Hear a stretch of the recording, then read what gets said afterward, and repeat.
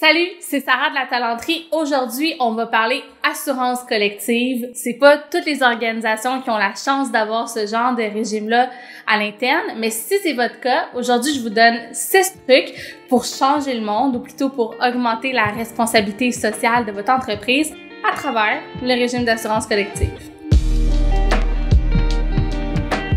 Premier point, c'est de s'assurer d'inclure des protections qui sont liées à la vraie assurance.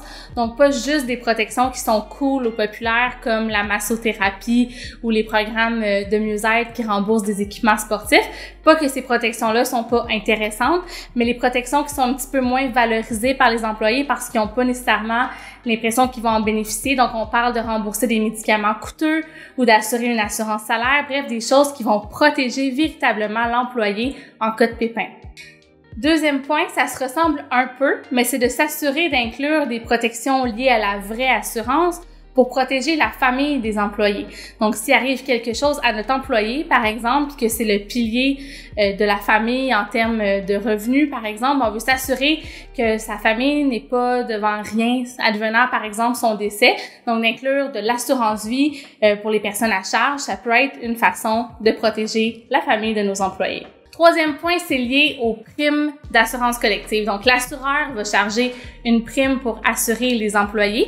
Elle va être basée sur différents facteurs, mais notamment le nombre de personnes à couvrir dans le régime. Donc, un employé qui est individuel ou qui est lui seul dans le régime, normalement, sa prime va être moins élevée qu'un employé qui aurait, par exemple, un conjoint et des enfants à charge. Donc, comme employeur, il faut se demander si on a envie de subventionner les familles, c'est-à-dire offrir une cotisation plus élevée pour les gens qui ont des personnes à charge à couvrir pour que, ultimement, ça fasse un moins gros impact financier pour ces employés.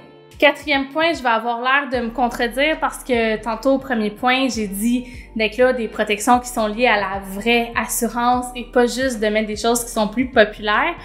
Par contre, quand on peut mettre des choses en place qui sont populaires mais qui vont aussi viser la prévention pour s'assurer que les employés restent en bonne santé. Donc, quand c'est bien fait, que c'est réfléchi et que justement ça vise à prévenir les problèmes, ça peut augmenter l'impact social de votre régime d'assurance collective. Cinquième point, on en entend de plus en plus parler. C'est quelque chose qui est relativement nouveau, mais avec la pandémie, surtout, là, ça a explosé en termes de popularité.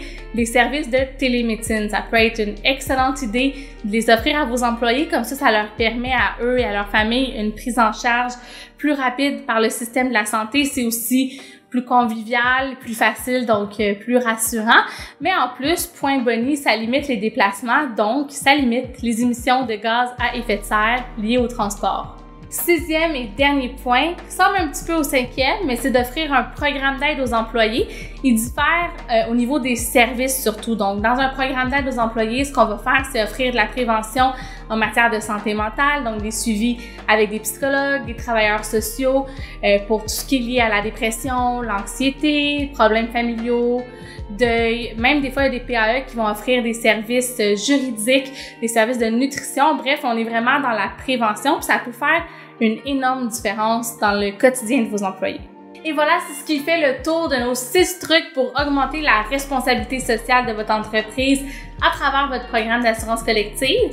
Si vous avez d'autres idées, comme toujours, n'hésitez pas à les écrire en commentaire. Si vous avez envie d'en jaser, venez me rejoindre sur LinkedIn. Peu importe la façon, ça va me faire plaisir d'en discuter. Je vous invite aussi à vous inscrire à l'infolettre de La Talenterie sur latalenterie.com. On se retrouve pour une prochaine capsule. Bye bye!